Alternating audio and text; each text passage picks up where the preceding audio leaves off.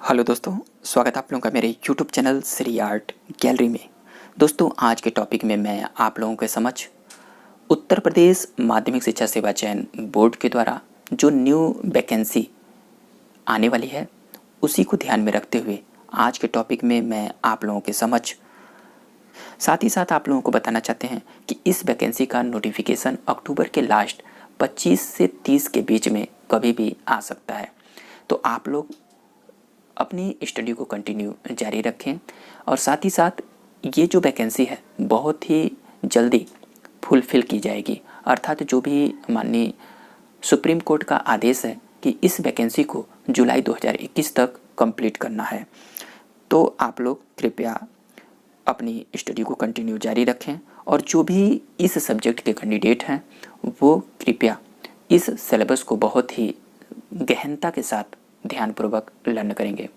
आज के टॉपिक में हम लोग टीजीटी के पाठ्यक्रम को डिफ़ाइन करेंगे, उसके बाद हम लोग पीजीटी के सिलेबस को डिफ़ाइन करेंगे। तो आइए हम लोग देखते हैं आज के सिलेबस चित्रकला का। दोस्तों, आप सभी लोगों को बताना चाहते हैं कि जितना आप लोग छोटा ये सिलेबस देख रहे हैं ये कई गुना बड़ा सिलेबस है।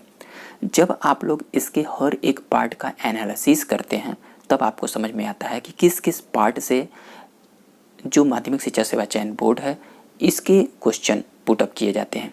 अगर आप लोग ये छोटा सा सिलेबस देखकर अगर इसके माध्यम से आप लोग अपनी स्टडी को जारी रखेंगे तो आप लोगों को ये एग्ज़ाम क्रैक करना बहुत ही मुश्किल है। टॉपिक निर्धारित किया गया है वो है भारतीय प्रागैतिहासिक चित्रकला के प्रमुख केंद्र। दोस्तों, भारतीय प्रागैतिहासिक चित्रकला के प्रमुख केंद्रों में सर्वप्रथम मिर्ज़ापुर, सिंघनपुर, पंचमढ़ी और होशंगाबाद को रखा गया है। दोस्तों, इसके बाद भी अगर आप लोग एनालिसिस नहीं करेंगे तो आप लोगों को ये पाठ्यक्रम समझ में नहीं आएगा। दोस्तों, जैसा कि इन्होंने कहा है कि भारतीय प्रागैतिहासिक चित्रकला के प्रमुख केंद्रों में अगर जहाँ जहाँ से क्वेश्चन पुटअप किया जाता है, आइए हम लोग आपको कुछ इम्पोर्टेंट पॉइंटों को दिखाते हैं। प्रागैतिहासिक चित्रों के सर्वप्रथम खोज से रिलेटेड क्वेश्चन आप लोगों को देखने को मिलेंगे। तो उसके बाद जो होता है कि भारत में प्रागैतिहासिक चित्रों की खोज, इसका कहने का तात्पर्य कि पूरे भारतवर्ष में प्रागैतिहासिक चित्रों की जो खोज किन किन स्थानों से हुई थी वहाँ से रिलेटेड भी आप लोगों को क्वेश्चनों को दिया जाता है। तो आप लोगों को इसके परिप्रेक्ष्य में भी ध्यान देने वाली बात है।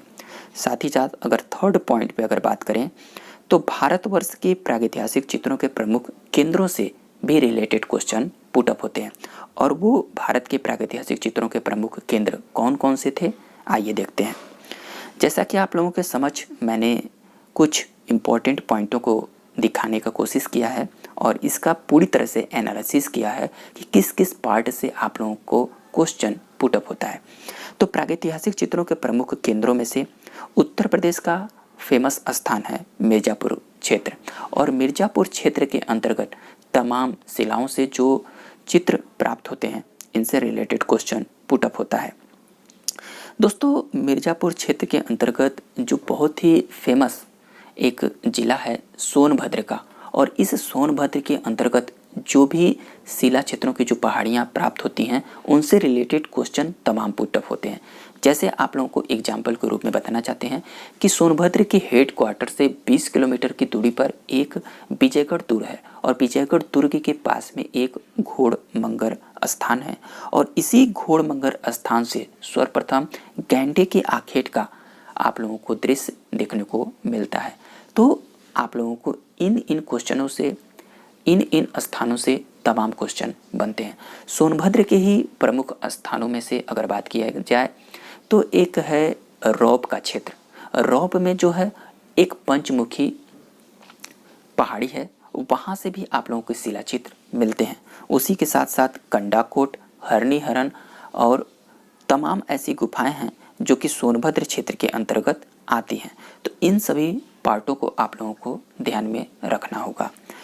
अगर बात करें हम लोग उत्तर प्रदेश का दूसरा क्षेत्र है इलाहाबाद क्षेत्र के अंतर्गत तमाम शिलाचित्रों का खोज देखने को मिलता है। साथ ही साथ उत्तर प्रदेश के इन तमाम पहाड़ियों से रिलेटेड भी क्वेश्चन पुटअप होता है। जैसे लिखनिया की जो पहाड़ियाँ हैं वहाँ से भी रिलेटेड क्वेश्चन आप लोगों के बीच में देखने को मिलता है।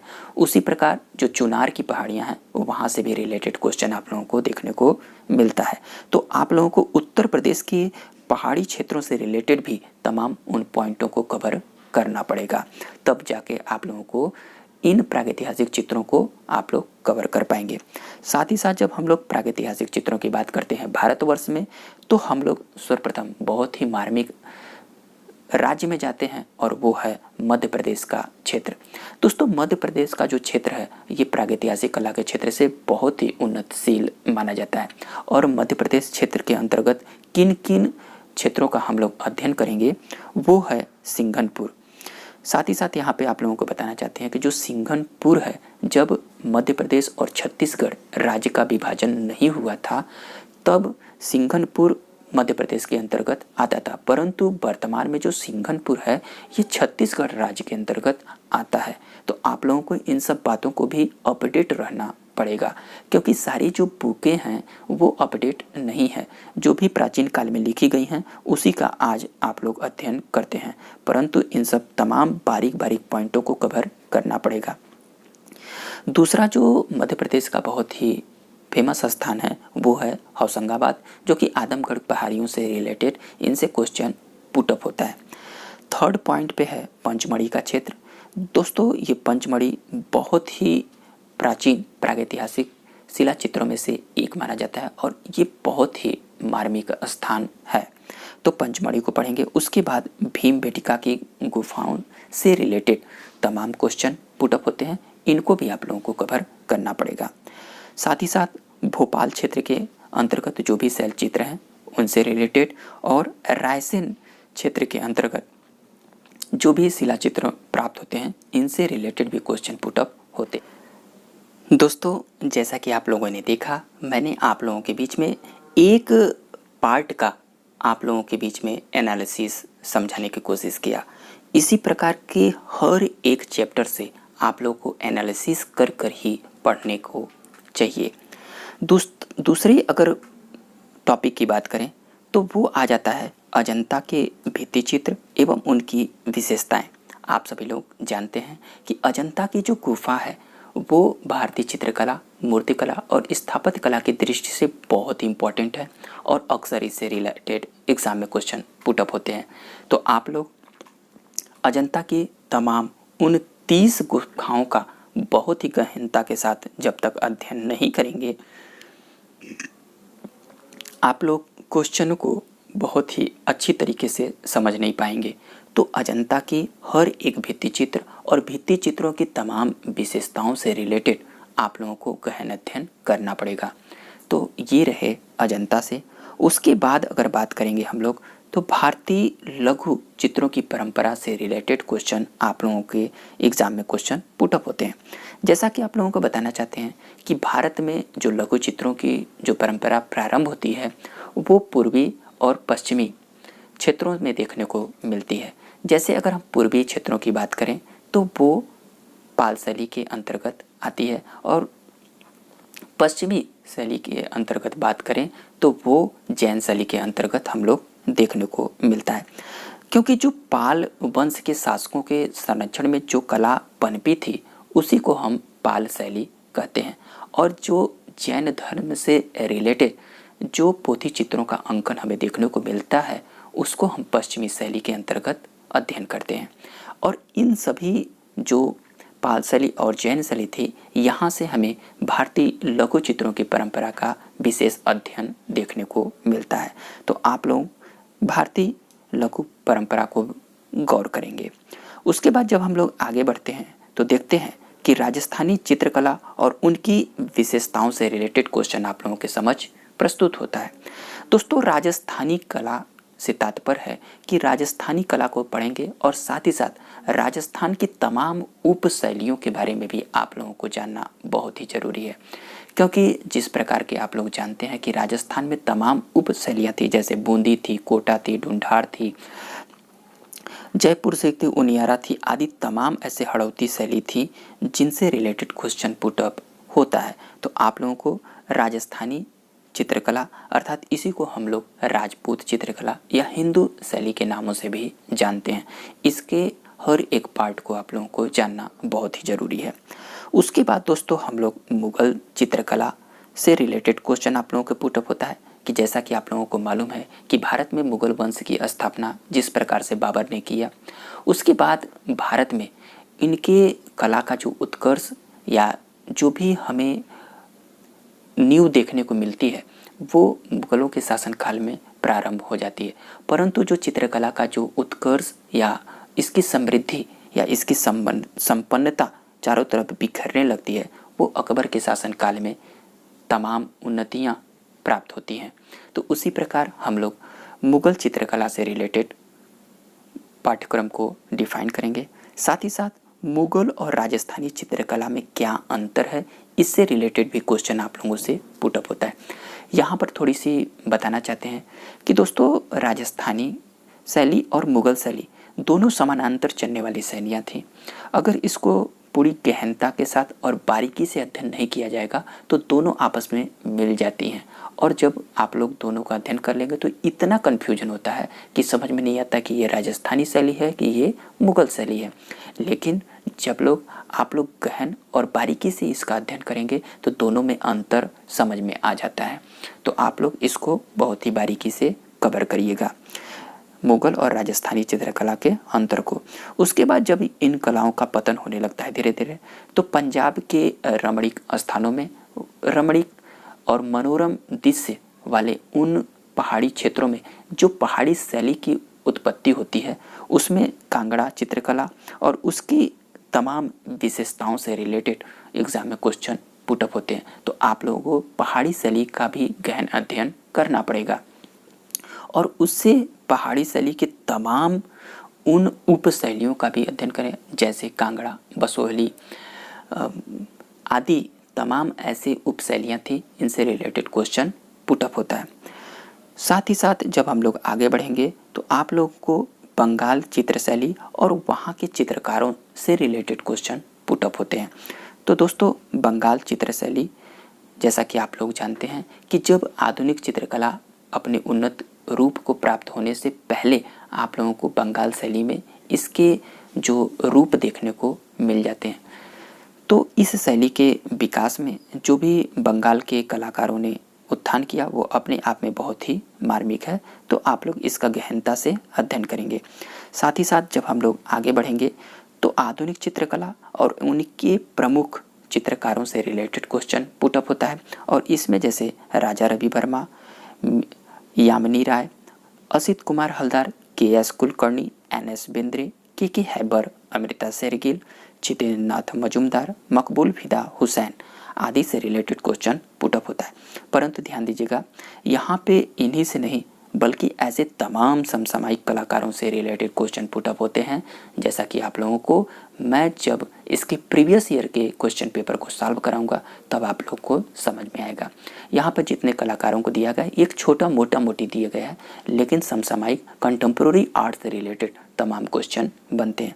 जैसे इसमें बहुत से ऐसे कलाकार हैं जो कि आप लोगों के समझ नहीं दिया गया है, जैसे शैलेंद्र नाथ डे हुए, जैसे कृष्णा रेड्डी हुए आदि जितने भी कंटेम्प्रेरी आर्ट के आर्टिस्ट हैं, प्रिंट मेकिंग आर्टिस्ट हैं, इनसे रिलेटेड भी क्वेश्चन पुटअप होता है। तो आप लोग को हर एक टॉपिक का हम लोग गहनता के साथ अध्ययन करेंगे। साथ ही साथ इसके बाद आप लोगों के जो सिलेबस में निर्धारित है कि आलेखन में रेखा, आकृति एवं लय का महत्व। दोस्तों जब हम लोग चित्रकला के प्रमुख उन टेक्निकों की बात करते हैं तो उसमें रेखा, आकृति, रंग, रूप, तान, पोत, अंतराल आदि तमाम इन टेक्निकों से भी रिलेटेड क्वेश्चन पुटअप होते हैं। तो इन सब सारी बातों को भी आप लोगों को अध्ययन करना पड़ेगा। साथ ही साथ वस्तु चित्रण के सिद्धांत से रिलेटेड क्वेश्चन पुटअप होते हैं, इनको भी देखना पड़ेगा। परिप्रेक्ष्य का दृश्य चित्रण में महत्व क्या है, उससे रिलेटेड क्वेश्चन पुटअप होते हैं। साथ ही साथ कला, रसास्वादन एवं खड़ंग। दोस्तों चित्रकला में जो रसों का अंकन देखने को मिलता है वो बहुत ही इम्पॉर्टेंट है। जिस प्रकार से रसों का सर्वप्रथम उल्लेख भरत ने किया था अपने नाट्य शास्त्र में, और उन्होंने जो रसों का उल्लेख किया था उनसे रिलेटेड क्वेश्चन पुटअप होते हैं। उसके बाद खड़ंग अर्थात चित्रकला के उन खड़ंगों के बारे में रिलेटेड क्वेश्चन पुटअप होते हैं, जो कि बहुत ही इम्पॉर्टेंट है।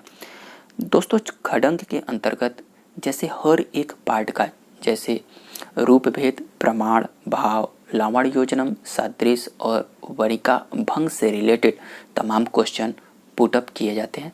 इन सब बातों को भी आप लोगों को कवर करना पड़ेगा। साथ ही साथ जब हम लोग आगे बढ़ेंगे तो देखेंगे कि कला के सौंदर्य